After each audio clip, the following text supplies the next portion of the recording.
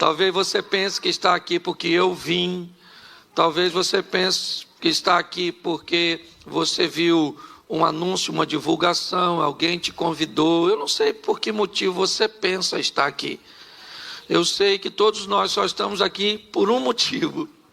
Porque Deus rompeu todas as barreiras que pudessem nos impedir de estar aqui. E Ele nos trouxe. A desculpa que Ele te deu, eu não sei. Certo? Eu vim porque disseram que vi um cara engraçado. Eu nem sou tão engraçado assim. Eu vim porque um chato me convidou. A pessoa é chata mesmo, mas você tinha que vir. Ok? Então, eu quero compartilhar com você algo que eu acredito que pode influenciar muito o seu relacionamento com Deus e com a sua própria vida. Eu entendo que o propósito bíblico, ele é primeiro falar de uma vida eterna. Fazer com que você e eu venhamos entender que essa vida aqui é transitória, mas que nós temos uma vida eterna após essa aqui. Então, o primeiro e fundamental objetivo da Bíblia é nos reconciliarmos com Deus, certo? E um dia estarmos com Ele em glória, voltarmos para onde viemos, amém? Mas a Bíblia também tem um segundo motivo que é extraordinário. Te dá informação para você viver de uma forma excelente aqui na terra. Que você seja feliz, que você se divirta nesses 80 e poucos anos, 70 e poucos anos, 60 e poucos anos que você vai passar por aqui. Certo? Se você passar de 80, aí já está fazendo hora extra. Não é? Mas a Bíblia me diz uma coisa. Depois daqui eu vou morar no céu. E antes de morar no céu, eu moro onde? Então eu vou me divertir por aqui. Então, se eu receber instruções, porque tem gente que acha que para ir para o céu tem que ter uma vida infeliz aqui. Eu vim aqui para sofrer. Então sofra. Se essa é a sua missão, quem sou eu para tirar de você tal privilégio? Se você acha que a salvação tem a ver com uma medida compensatória, sofra aqui e seja feliz lá. Agora, eu só quero te lembrar uma coisa: sofrer é verbo. E verbo só faz sentido se for conjugado. Então, nunca conjugue o verbo sofrer, pelo menos em primeira pessoa. Segunda, vai embora. Eu não sofro, mas tu sofre. Nós não sofremos, mas vós, eles, e então saem desse ambiente, certo? Vai ter uma vida extraordinária aqui nessa terra. Deixa eu te fazer uma pergunta. Tem gente aqui que vai ter uma vida muito difícil aqui nessa terra, muito difícil, e depois vai para o céu? Sim ou não? Sim ou não? Pois é. Tem gente que vai viver uma vida muito fácil aqui e depois vai para o inferno? Tem? Pois é. Tem gente que vai viver uma vida muito difícil aqui e depois ainda vai para o inferno? Mas tem gente que vai viver uma vida muito legal aqui e depois vai para o céu? Quem é essa pessoa? Eu também. Eu não vim aqui para sofrer, certo? Então eu tenho que entender que a Bíblia diz que Deus é o mesmo sempre. Ele não muda. Nele não há sombra de variação. Então, muita gente passou por essa terra aqui e teve uma vida boa. Não é verdade? E muita gente passou e passa por essa terra e tem uma vida ruim. Então, se Deus não muda, o que está acontecendo com pessoas que têm uma vida legal e pessoas que têm uma vida de muito sofrimento? Se Deus é o mesmo, o que está acontecendo é que tem pessoas tomando decisões erradas. E essas decisões trazem para a vida delas consequências ruins. Mas Deus não está nisso. Ou só está pregando vida fácil? Eu não estou pregando vida fácil. No mundo tereis? Isso aí. Mas Jesus disse: eu vim para que tenham e a tenham em... Porque a aflição é pontual, vida que é abundante. Entendeu? No mundo tereis? Quando? Lá uma vez ou outra. uma aflição com sua esposa, uma aflição com seu filho, uma aflição com dinheiro, uma aflição com a doença. Quando? Lá uma vez ou outra. A minha vida toda de aflição. Isso não é vida, isso é saga. Entendeu? Isso não é vida. Então, eu preciso que você entenda que grande parte daquilo que você vive é nada mais, nada menos que resultado daquilo que você fez. Então, entenda isso. Nós precisamos ter uma vida boa aqui. Por quê? Porque Jesus está querendo alcançar outras pessoas. E para alcançar outras pessoas, Ele quer usar seus missionários, seus representantes, que somos. Então, as pessoas olham para quem? Para a nossa vida, para saber se o Deus que está gerenciando ela é legal. Entende? Hoje nós somos propagandas. Aliás, sempre fomos, está todo mundo de olho em nós. Será que eu quero... Como é que é o seu Deus? O meu Deus é muito bom. Uma vida de muito sofrimento, de muita luta. Mas no final, sabe, é muito difícil. Se alguém vier me falar de um Deus assim, eu vou falar, ó, fica com ele, que eu não estou afim disso não. Certo? Eu quero alguém que diga assim, ó, meu Deus é 10. Treinador, sabe o que é? Treinador de UFC. Entende? Eu estou na luta, nas batalhas, mas eu estou vencendo. Uma hora levo umas pancadas aqui, outras ali. Mas no final de tudo, levanta a minha mão e sou eu que ganhei essa história. Nós temos que levar uma visão positiva para as pessoas. E daí, eu preciso te dizer mais uma coisa antes de ler o texto. Que a história bíblica, ela é feita de trevas e luz. Reino das trevas em batalha contra o reino da luz. Reino das trevas, na verdade, é representando a ignorância. E o reino da luz, o conhecimento. É assim. O que nós temos que entender é que há uma batalha entre conhecimento e ignorância, entre luz e trevas.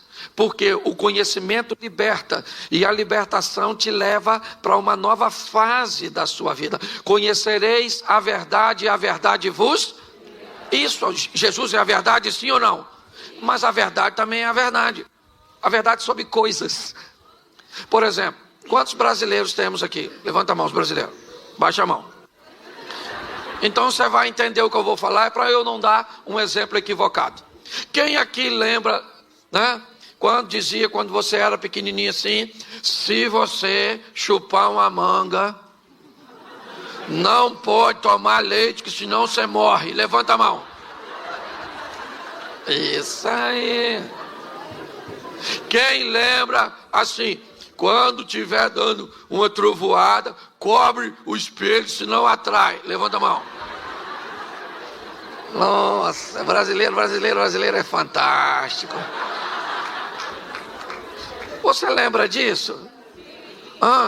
Só terminou de jantar, se tomar banho, morre. Quem lembra disso? Todos nós já fomos ignorantes. Presta atenção. Hoje, se você chegar em casa, tiver uma manga e um litro de leite, você faz o que se você tiver com fome? Você faz o quê? Uma vitamina? Hoje você faz. Antes você fazia? Não. Lembra do chinelo virado? Chinelo virado, você passa mal. Nossa, chinelo virado é um negócio extraordinário, não é? Dava até para virar o da sogra. Escute só. O que aconteceu com o chinelo virado? O que aconteceu com a manga com leite?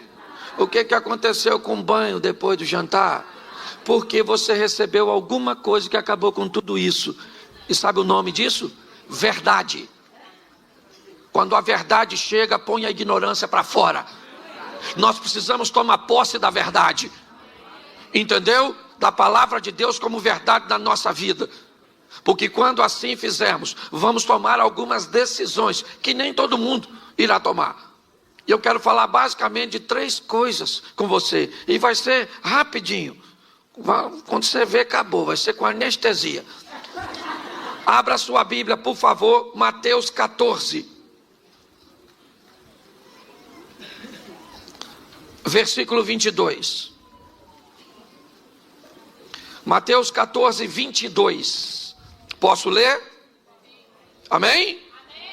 Logo a seguir, Jesus fez com que os seus discípulos entrassem no barco e fosse adiante dele para o outro lado, enquanto ele despedia as multidões. Tendo despedido as multidões, ele subiu ao monte a fim de orar sozinho, e ao cair da tarde, lá estava ele só. Entretanto, o barco já estava longe, a uma distância da terra, açoitado pelas ondas, porque o vento era contrário. Na madrugada, ou na 4ª vigília, Jesus foi ter com eles, andando por sob o mar. E os discípulos, porém, vendo andar sob o mar, ficaram apavorados e disseram: é um fantasma! E tomados de medo, gritaram. Mas Jesus imediatamente lhes disse: coragem, sou eu, não tenhas medo. E Pedro disse, repita comigo, Pedro disse.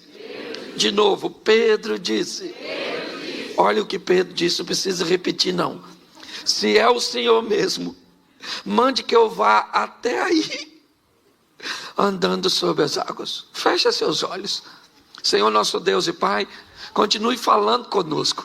Usa-me como um canal de bênção, e que a tua verdade prevaleça na nossa mente, ó Pai, dando direção às nossas emoções, em nome de Jesus. Você pode dizer amém? Preste atenção, porque isso aqui é magnífico. Jesus chamou os seus discípulos e disse assim: entrem nesse barco. Em algumas traduções diz, compeliu, mandou, obrigou, insistiu. Eu não sei qual a tradução você tem na mão. Eu só sei que qualquer uma que você tenha, ela significa uma coisa: os discípulos não estavam a fim de entrar. Por quê? Porque a última vez que estiveram com Jesus num barco, foi um sacrifício. Quase fundou. Jesus aqui levantou e falou: cala a boca, vento, fica quieto, mar, não quero nem marola, agora é piscina. Os discípulos levaram um susto. E da outra vez Jesus estava no barco. Dessa vez Jesus falou assim: vão vocês que eu vou depois. Os caras estavam a fim de ir. Da outra vez, se afundasse para eles, afundava para Jesus. E agora que Jesus disse: vão vocês que eu vou depois. Perguntinha básica na cabeça do discípulo: como? Se nós vamos no barco? Olhando por outro evangelho, os discípulos estavam tão preocupados que deixaram um barquinho. Depois você lê, que eu não sou obrigado a ler tudo. Mas eles deixaram um barquinho, porque se Jesus disse que vai depois, eles têm que criar um meio de Jesus ir. Entraram no barco e foram. Jesus disse o quê? Vão vocês, que eu vou despedir a multidão, vou fazer uma oração e depois eu vou. E os discípulos foram, sim ou não? Sim. O vento era contrário, escureceu. O texto diz que Jesus foi encontrar com ele na 4ª vigília. Tu sabe que hora é 4ª vigília? Tem gente que não sabe nem que hora é a primeira. Bom, vamos lá. A primeira vigília começa às 18 horas. De 18 a 21, primeira vigília. Jesus foi? Então até às 9 da noite Jesus não chegou. Certo? De 9 à meia-noite, a segunda vigília. Jesus chegou. O vento contrário. De meia-noite às 3 da manhã. Jesus chegou. Ele falou que ia. Pois é, há quanto tempo você está escutando que Jesus falou que está vindo?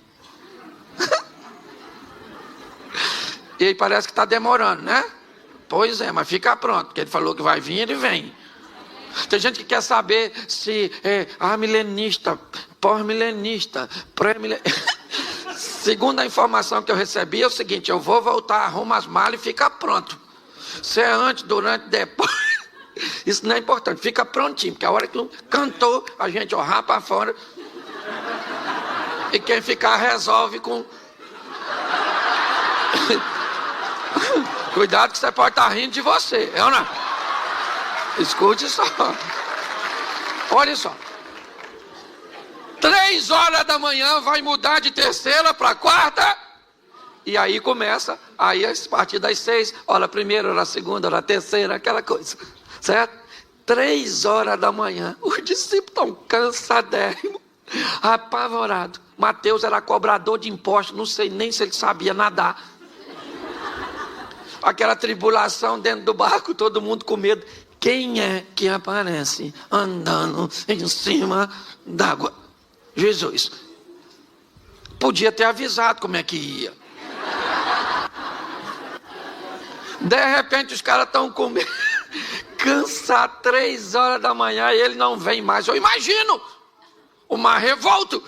Vem Jesus andando em cima d'água. Tu acredita nisso? Literalmente tirando onda. Vem ele andando sobre. Quando os discípulos viram isso, começaram a gritar: olha lá um fantasma, socorro! Não tinha mulher não, era só homem. E eles começaram a gritar de medo: fantasma, fantasma. Eu imagino Jesus lá fora. Eu não falei que vinha? Para que essa gritaria? Ninguém correu. Ninguém dos discípulos saiu correndo. Por quê? Porque não tem para onde correr, filho. Nessa vida ou você enfrenta ou você enfrenta para ganhar, ou você enfrenta para... Mas você é obrigado a enfrentar. Por isso Jesus disse: eu vou estar com você nessa peleja, para que você enfrente e saia vitorioso.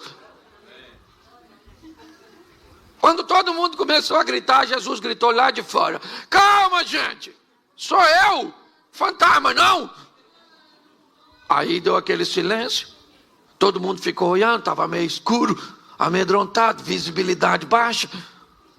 Pedro olhou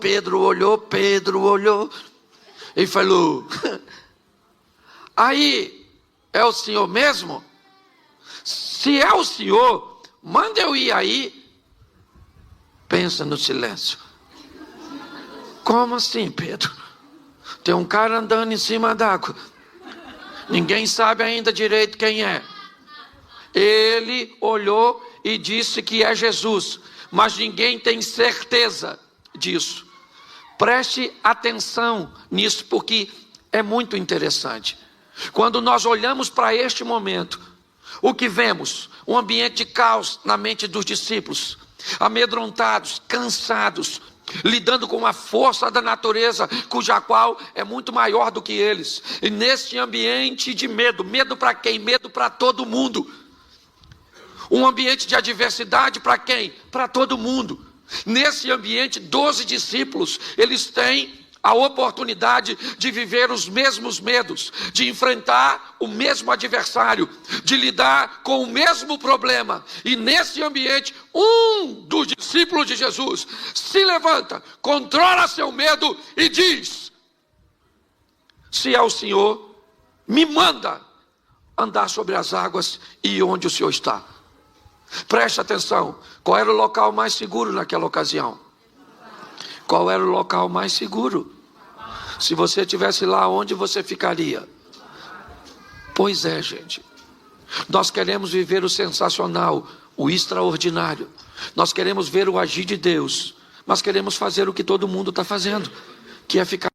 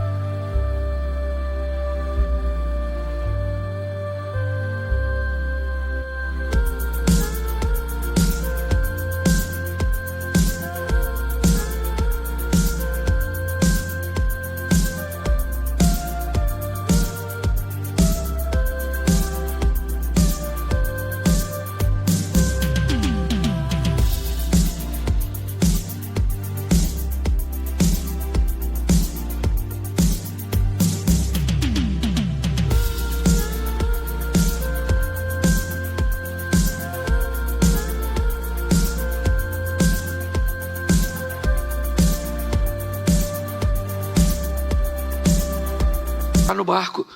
Está na hora de sairmos do barco e protagonizarmos nossa própria história.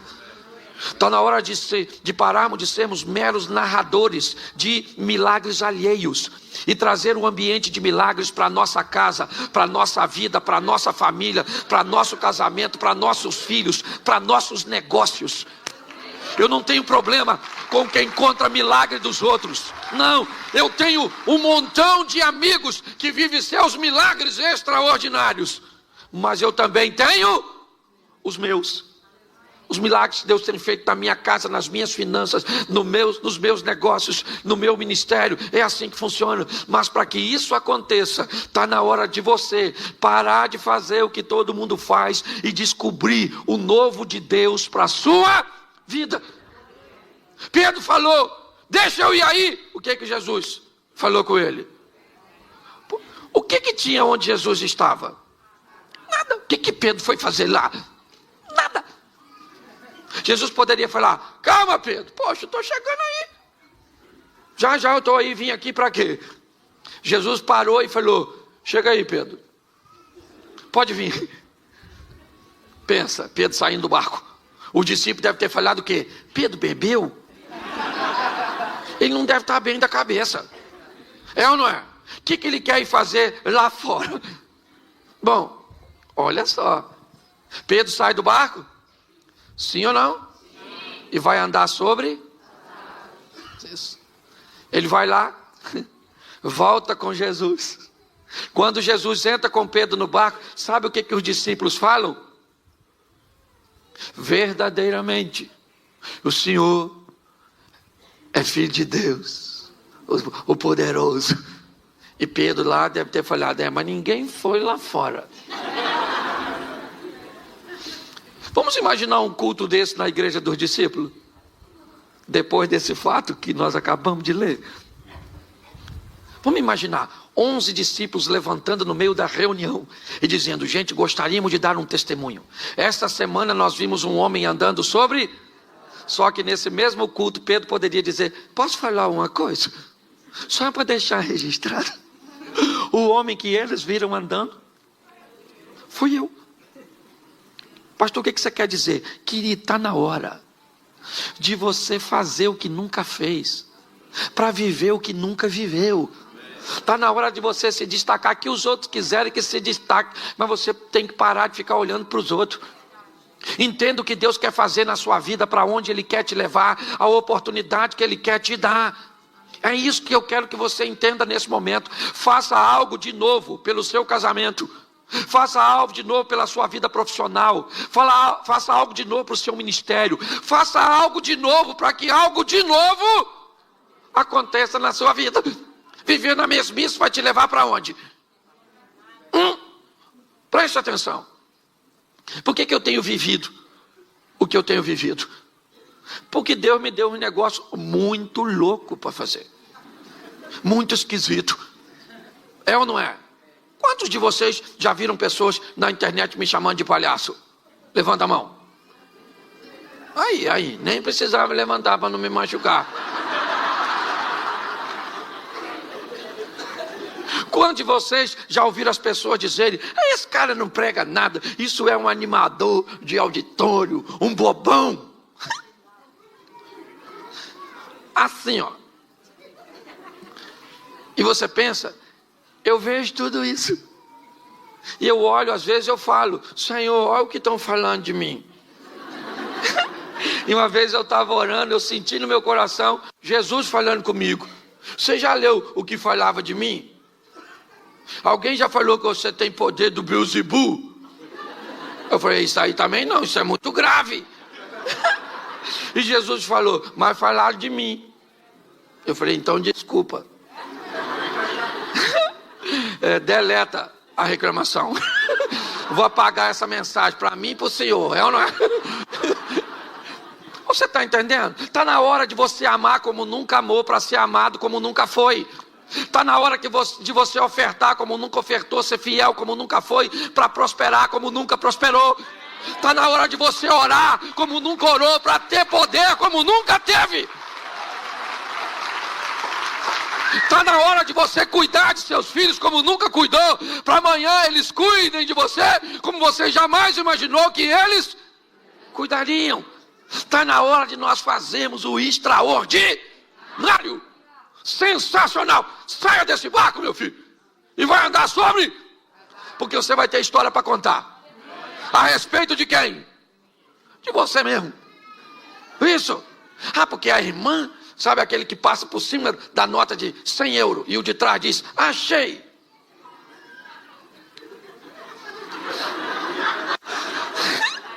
Era eu que tinha que achar. Aí como é que você conta essa história? Alguém perto de mim achou 100 euros.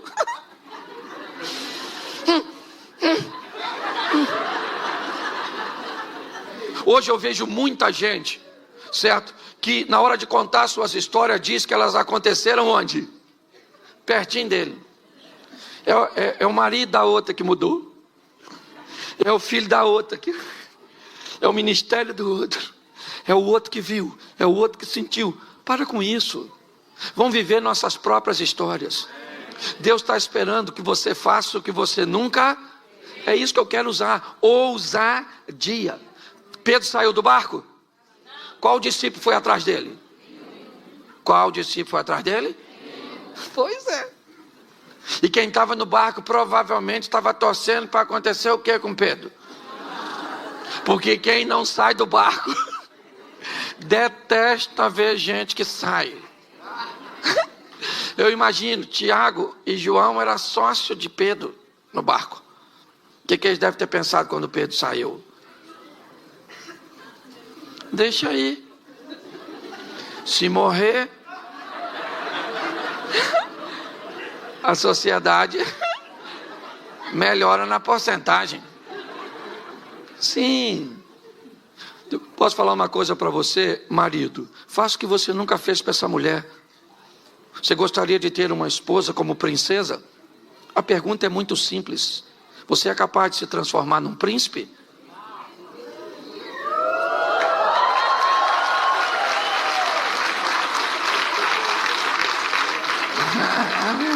A senhora não pensa que eu vou deixar isso barato?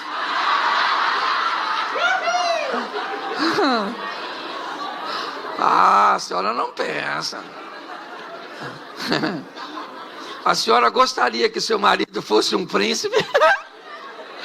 Pois é, para viver com quem? Com a senhora?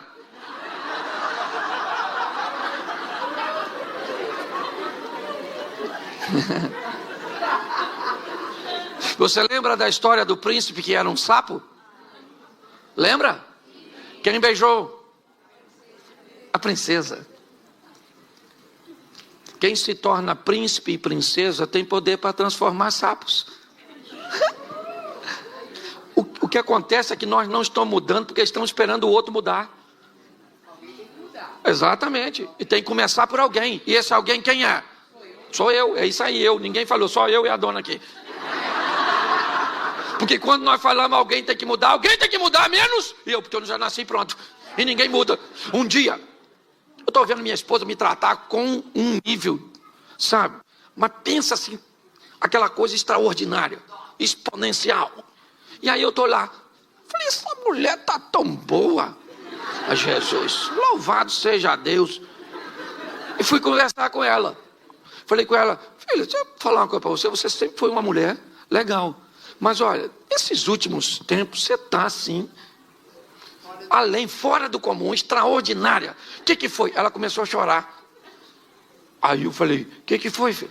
Aí ele falou, não, Cláudio, é que eu estou achando que você vai morrer. Eu falei, vó, não, querida, não vou morrer não. Aí eu perguntei a ela, por que é que você está achando que eu vou morrer? Ela falou, Cláudio, nos últimos meses, você melhorou demais o tratamento comigo.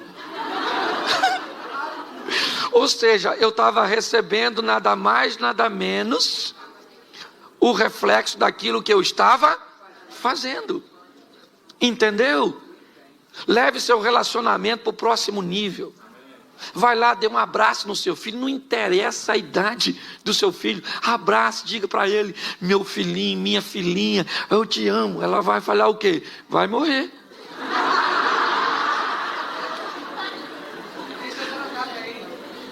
Deixa eu te falar, alguém tem que mudar. Eu gosto de uma história de um camarada que a casa dele estava bem bagunçada, bem assim, certo? Estava bem estranha. E aí ele foi procurar um homem de Deus que recomendaram ele, um cara que tinha visões, que orava, que Deus falava. Aí ele chegou lá e falou: moço, eu queria falar uma coisa para o senhor. Me indicaram aqui o senhor, não sou nem religioso, mas eu estou com a minha família. Deixa eu explicar uma coisa para o senhor. Como é que estão as coisas lá em casa? A gente não está se entendendo, estamos discutindo demais, estamos brigando. Então é assim, olha, eu tenho um filho de 14 anos que já foi expulso de 3 escolas. Pensa num menino de comportamento estranho. Meu garoto do meio é viciado, fuma uns negócios, um menino. A minha menina mais velha, pensa numa menina, sabe, envolvida com prostituição, uma menina. Minha esposa, olha só, minha esposa parece que tem rodinha no pé, anda o dia inteiro na rua, uma mulher desleixada. E eu também não estou aqui só para falar mal dos outros, não, entendeu? Até porque minha sogra mora lá em casa, e pensa numa mulher, olha. E aí eu bebo mesmo, eu bebo porque eu não aguento isso. Então eu queria que o senhor fizesse uma oração por mim, porque minha casa acabou. O homem orou por ele, e assim que terminou de orar, falou: Deus me deu uma visão. Ele falou: então o senhor fala comigo, porque eu preciso resolver minha família. Ele falou: eu vou explicar uma coisa que Deus falou comigo. Deus falou comigo que Jesus Cristo, o filho dele, está lá na sua casa disfarçado em uma das pessoas, e vocês estão tratando mal o filho dele, e por causa disso a sua casa está assim. O homem falou: o que o senhor está falando? Um dos integrantes da minha família, nosso Senhor Jesus Cristo? Vê se seu endereço é esse mesmo aí nessa visão do senhor, porque tem alguma coisa de errado. A qualidade das pessoas lá em casa não cabe Jesus. E o homem falou: olha, não tem. Foi o que Deus falou comigo. Ele foi para casa, no caminho ainda tomou mais alguma coisa e foi para casa. Chegou em casa, reuniu a família e falou: fui no homem de Deus que falou para mim um negócio muito esquisito. Falou que um de nós aqui é nosso Senhor e Salvador Jesus Cristo, e nós estamos tratando mal ele, e eu quero que vá falando quem é.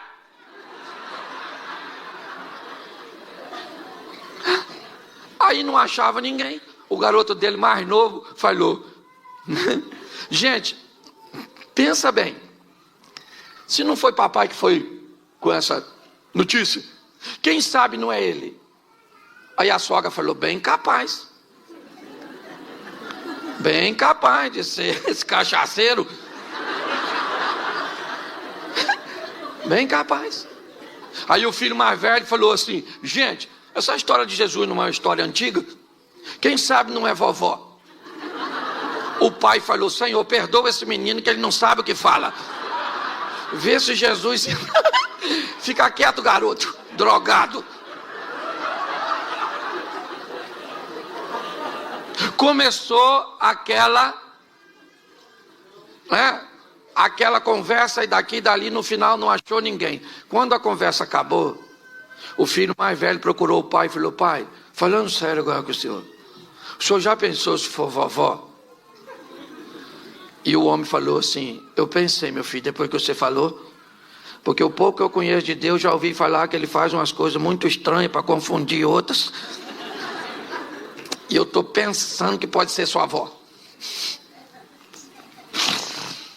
A partir daquele dia, baseado nisso, ele começou a tratar melhor a sogra. A mulher dele, que viu que agora ele tratava melhor a mãe dela, começou a tratar melhor ele também. A sogra, que viu que estava recebendo carinho de uma fonte onde só recebia agressividade, começou a gostar do genro. Os filhos, que viram que os pais estavam se acertando e que as coisas estavam se acomodando, começaram a se reposicionar em seus comportamentos. No passar de pouco tempo, aquela família estava totalmente restaurada, porque alguém resolveu mudar a sua postura e aprender a lidar com alguém que entendeu que nessa pessoa Jesus Cristo morava. Quando você olhar para seu marido, não veja seu marido, veja Jesus morando nele. Passe a tratar este homem melhor, porque talvez ele consiga despontar, fazer com que esse poder, esse comportamento venha fluir de dentro dele para consertar a sua família. Mas para a nossa vida mudar, precisa de atitude de um Pedro, de alguém que resolva ser o primeiro a sair do barco, a enfrentar um ambiente estável, a enfrentar a escuridão, a enfrentar a incredulidade dos outros, mas entende para onde está indo. Pedro disse: se é o Senhor. Eu queria lembrar você, Lucas capítulo 5, o primeiro encontro de Jesus com Pedro. O primeiro encontro de Jesus com Pedro, depois cansado também de uma noite frustrante, onde não pegou nada, Pedro ouve de Jesus o seguinte: vamos pescar agora, depois de uma ministração que Jesus havia feito. Pedro disse: Senhor, sob a tua palavra eu vou lançar minhas redes. É o Senhor que fala, porque eu sei que não tem nada. Eu sou pescador, eu entendo. Acabei de vir de uma noite que não peguei nada, só cheguei aqui com minhas redes sujas, acabei de lavar e o Senhor manda lançar de novo. Então diga onde eu devo jogá-la. É esse mesmo Pedro que, sabendo disso na primeira experiência, disse lá no final: se o Senhor falar, se o Senhor mandar, eu vou andar sobre as águas. Pois é, Cristo me mandou nessa manhã aqui dizer para você que você está autorizado a andar sobre as águas para viver os milagres que Ele tem para a sua casa, para a sua família. Amém? Mas Ele precisa, sendo o mesmo, que você não seja mais o mesmo. Entende? Ele continua o mesmo e nós temos que mudar para levar nossa vida para um outro estágio, para uma outra dimensão. Posso ouvir um amém? Eu quero usar um outro texto. Abra sua Bíblia aí, 1 Samuel, lá no Velho Testamento. 1 Samuel capítulo 16. Eu acho que é isso.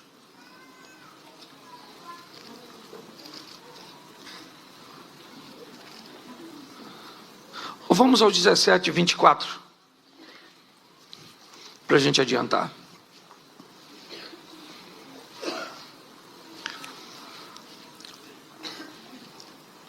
Repita comigo 24. Todos os israelitas, vendo aquele homem, fugiam de diante dele com muito medo. E diziam uns aos outros: vocês viram aquele homem? Ele veio para afrontar Israel. Presta atenção. Enquanto Pedro nos inspira a ter ousadia, Davi vai nos inspirar a ter coragem. Preste atenção. O texto diz que há um ambiente de guerra no vale de Elá ou de Socó. Não sei como é que está a sua tradução. E nesse ambiente de guerra há um soldado muito poderoso vindo das tropas inimigas dos filisteus, certo? E a proposta dele não é que haja guerra entre as duas nações, mas que haja um duelo, onde um soldado de Israel vai aceitar o convite para duelar contra esse soldado filisteu, Golias. Um gigante, e não gigante simplesmente pelo tamanho, mas pela estrutura de indumentária de batalha que ele carregava sobre si. Só olhar para um homem, certo, de uma nação inimiga, vindo com aquela couraça, com aquele escudo, com aquele capacete, aquele homem na verdade era a representação de um tanque de guerra. Por isso que todos olhavam para eles e sentiam medo. Uns conversavam com os outros: viu o gigante? Rapaz, o cara é grande, matador desde garotinho, ninguém pode lutar com ele. Estavam certo ou errado? Claro que estava certo. Olhou para o cara é grande, quase matou a mãe dele quando nasceu. O cara extraordinário era o Golias. Olha só, e agora quem é que chega no vale de Socó, puxando um jumentinho? Davi. Estacionou o jumento. Eu acho isso maravilhoso. O texto diz que uns diziam para os outros: viram aquele homem que subiu para afrontar? Uns diziam para só que Davi não estava lá. Então Davi não ouviu ninguém falar com ele, porque ele acabou de chegar. Entendeu? Uns falavam para o outro, uns viram, tá difícil, o cara é grande, nossa, grandão, olha, a espada, o escudo, a lança, nossa, que medo. Davi está escutando isso? Davi está matando o leão, matando o urso, o menino está arrebentando. Olha só, então ele chega limpinho, porque é isso, eu queria limpar a sua mente hoje. Eu queria limpar a sua mente dessas palavras negativas.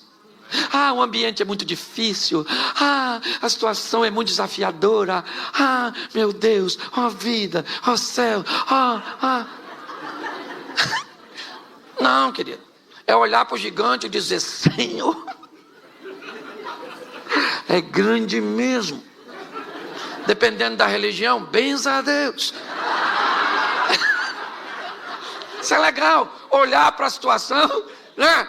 Que ela tem tudo para te amedrontar, para te acovar. Davi acabou de chegar. Quando ele chegou, o que aconteceu? O Golias saiu e falou: tem algum homem aí? Ninguém falou nada. Davi acabou de chegar, não sabe de nada. Falou: O irmão dele mais velho falou: cala essa sua boca. Cala essa sua boca, isso aqui não é ambiente seu. Cadê aquelas ovelhinhas que você deixou com quem? Seu pretencioso. Vim aqui, eu sou seu irmão mais velho. Você briga com o cara, eu tenho que te defender. Davi falou: calma, que é isso? O que vão dar para quem matar o gigante? Davi, é corajoso, mas não é bobo. Ele quer saber prêmio. Alguém falou: escuta só, quem matar o cara lá, um negoção.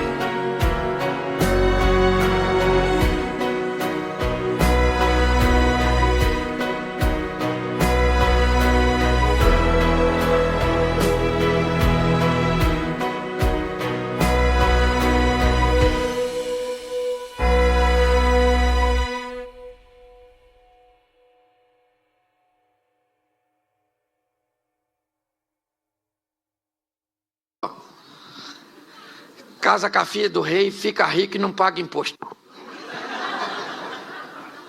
Davi olhou e falou: vocês não estão sério?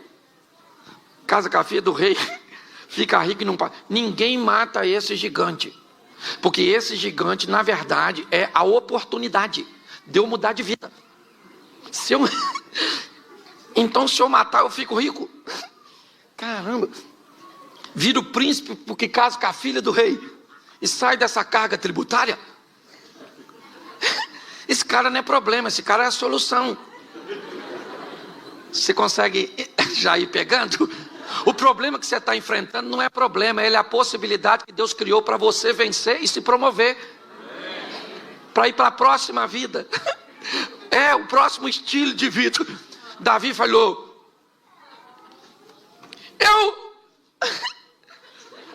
eu mato ele. Alguém falou: sua juventude, esse não mede consequência não, isso é droga, pode ver onde é que tá aí, dá uma geral nos bolsos dele, que isso tá louco.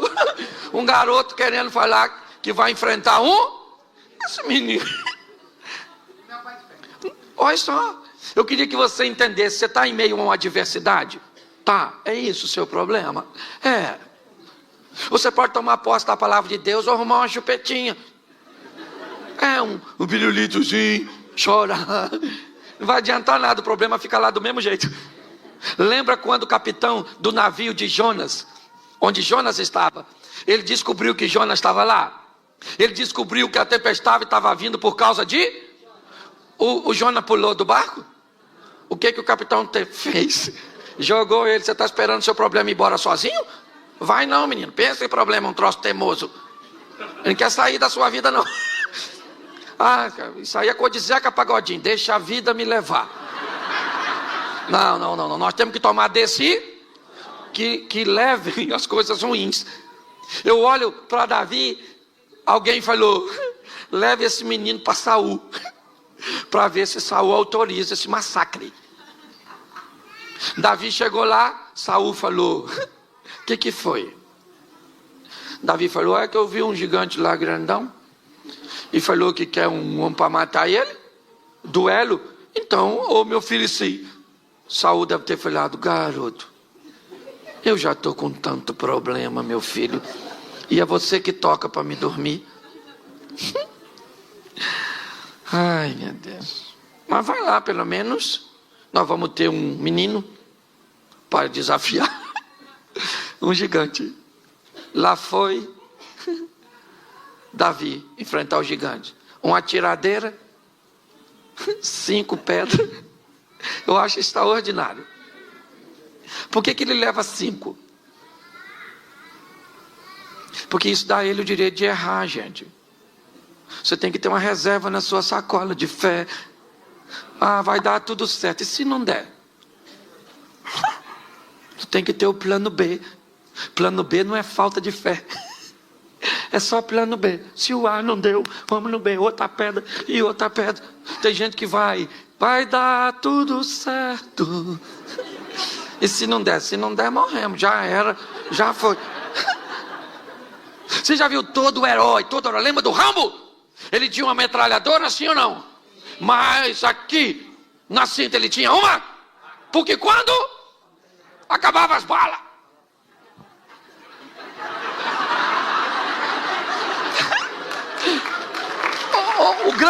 a grande questão da história é que nós achamos que às vezes as coisas vão acontecer logo de início. Vá preparado. Davi foi. Eu acho isso sensacional. Com medo do gigante, sim ou não? Sim ou não?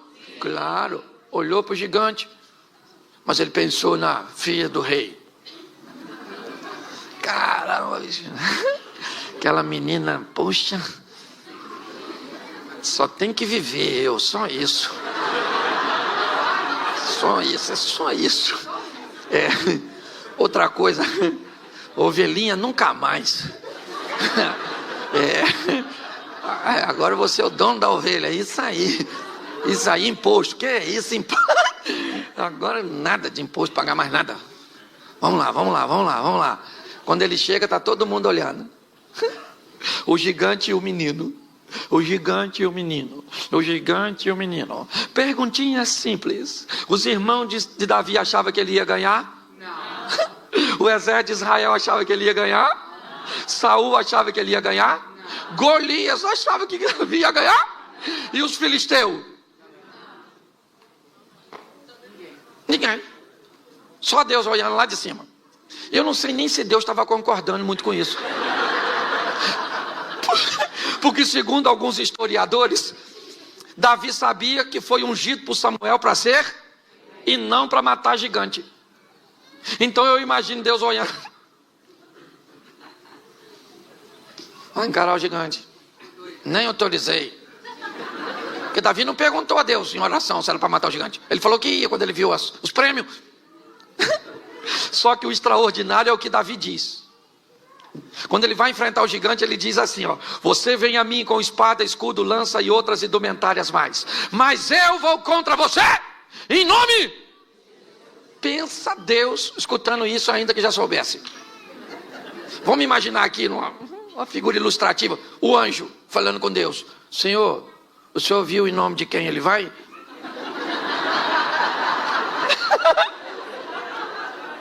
E ele falou que vai em nome do Senhor.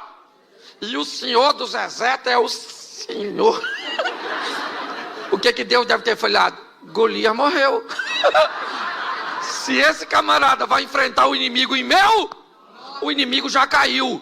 Você está entendendo? É isso que eu quero que você entenda.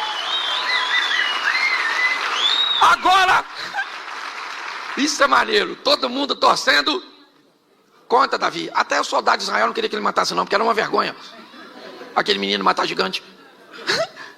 E aí tá lá. Davi falou: vou dar uma pedrada na cabeça desse cara. Ô gente, isso para mim inspira a sua juventude. Porque quando é que a gente resolvia coisa na pedrada? O maior vinha te bater, o que você fazia? Vem agora, vem. O cachorro vinha te pegar, você fazia o quê? Pegava na pedra. Escute isso, você pode rir, não tem problema, isso faz parte do meu ministério. Você não pode perder a mensagem. Suas batalhas só serão vencidas se Deus estiver à frente dela. É com ousadia, fazendo o que ninguém faz, que você vai chegar onde ninguém chegou. Não queira o posto dos outros, queira o local que Deus tem para você. Quando eu olho para esse momento, o que eu vejo? Eu vejo um menino num ambiente de incredulidade, mas um menino que tem uma história com Deus. Foi isso que ele disse para Saul: eu matei leão, eu matei urso. Eu tenho experiências com Deus num ambiente onde ninguém é capaz de enxergar. E é no anonimato que nós aprendemos que Deus vai nos dar oportunidades extraordinárias. Entendeu? Às vezes queremos ser ovacionados, vistos, reconhecidos, mas aprendam uma coisa: é na intimidade, é no secreto, é na oração da madrugada. Entendeu? É naquelas coisas particulares que a nossa fé vai se fundamentando, que vai se estabilizando. É isso. Davi chega agora num ambiente de notoriedade, é verdade, mas trazendo consigo uma bagagem do escondido. É ou não é? Da experiência entre ele e Deus. E ele mata o gigante.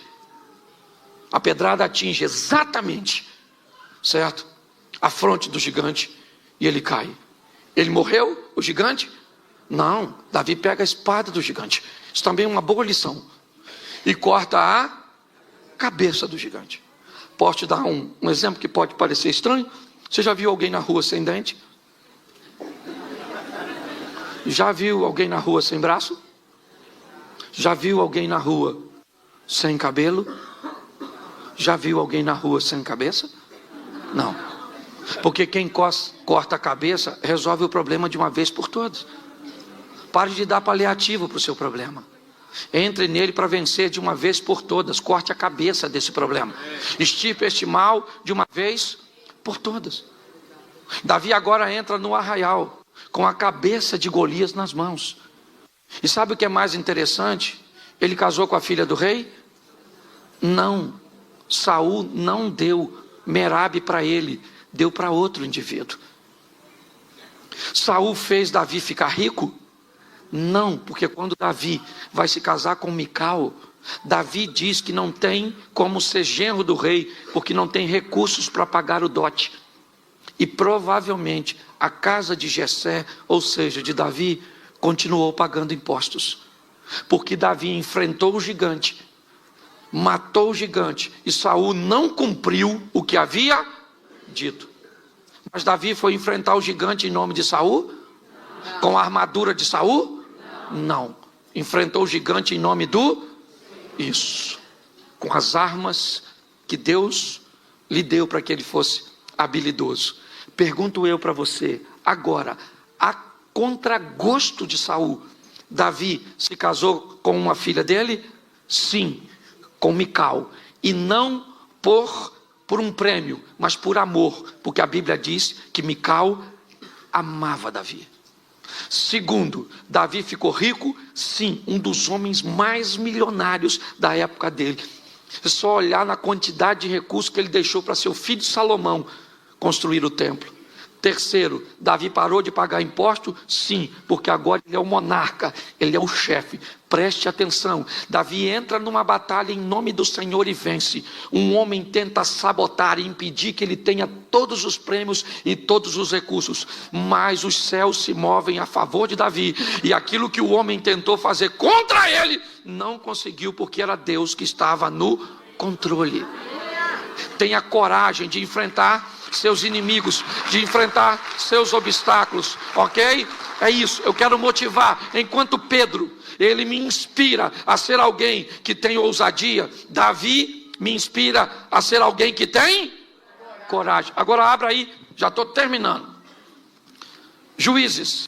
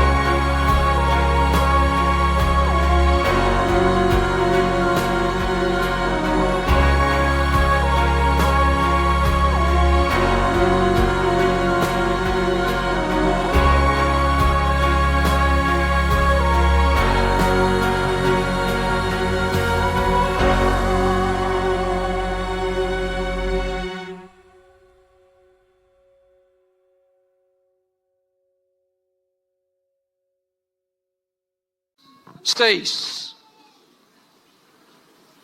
Verso 11, rapidinho. Juízes 6, 11. Então o anjo do Senhor veio e assentou-se debaixo do carvalho que está em Ofra, que pertencia a Joás, o Abirezita. E Gideão, seu filho, estava malhando trigo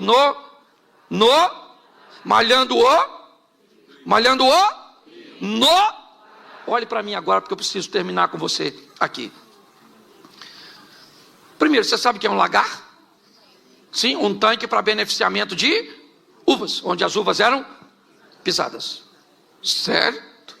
Você sabe que para se malhar um trigo, precisava de ter uma eira, um campo aberto, mais ou menos como um local de secar café, onde jogava o trigo, passava algo em cima e depois se recolhia. O texto diz que Gideão está malhando o trigo. Num lagar não era um ambiente adequado para se malhar o trigo. Porém, ele não pode fazer isso em campo aberto, porque há um problema com os midianitas. Pergunto eu para você, para Davi malhar o trigo, ele precisava de uma eira, sim ou não? Para Gideão malhar o trigo, ele precisava de uma eira, sim ou não? Sim ou não? Mas ele tinha? Não. Ele precisava? Mas ele tinha? Não. O que ele tinha era o lagar era apertado, era inapropriado, era desconfortável, mas era o que ele, sabe o que isso representa? Que Gideão precisava de algo que fosse o seu ideal, mas na verdade, o que ele tinha no momento era a sua realidade. Eu preciso encarar a minha realidade para alcançar meu ideal. Se eu não tiver forças, se eu não tiver ousadia para encarar a minha realidade, eu nunca vou para o meu ideal. Qual é a minha realidade financeira hoje? Qual é a minha realidade de saúde hoje? Qual é a minha realidade espiritual hoje? Qual é a minha realidade? O que eu estou enfrentando hoje? Isso é minha realidade. Quando eu olho para este homem, eu olho alguém que é capaz de enfrentar a sua realidade para alcançar o seu ideal. Hoje pessoas, mediante as suas realidades, elas se embotam, elas se comportam de forma ruim. Já que eu não tenho, querido, vou falar uma coisa para você. O primeiro carro que eu tive na minha vida foi uma Brasíliazinha velha. Ela esquentava bobina. Eu tinha que andar com 1 litro d'água e com um pano molhado, porque aí eu amarrava o pano molhado na bobina e ela andava. Depois troquei por um Voyage. Não sei se eu estou falando dos carros aqui, talvez você não lembre, mas era um carro melhorzinho, um pouquinho. Mas eu comprei ele de noite quando estava chovendo. O cara me enganou. E aí eu troquei por outro carro que se apaixonou por reboque. Uma vez ele parou, eu indo do Rio para São Paulo, e eu mandei rebocar, levar para uma oficina, e quando ele desceu do reboque, que o mecânico ligou, ele pegou. E aí o mecânico olhou para mim e falou: mas o que ele tem, senhor? Eu falei: vontade de andar de reboque. Eu só quero que você entenda que às vezes vai fazer parte, você vai ter momentos e coisas na sua vida que não são seus ideias, mas são suas, e você precisa trabalhar a sua realidade para alcançar seu ideal.